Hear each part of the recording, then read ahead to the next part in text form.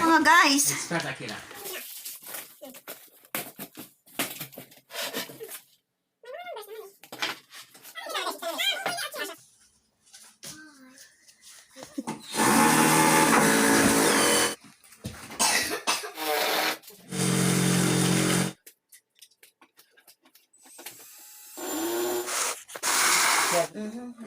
Utatalım şu an. Tamam. Şimdi takalım. Ano na sila? Uçak. So, yeah guys. We're almost done. What?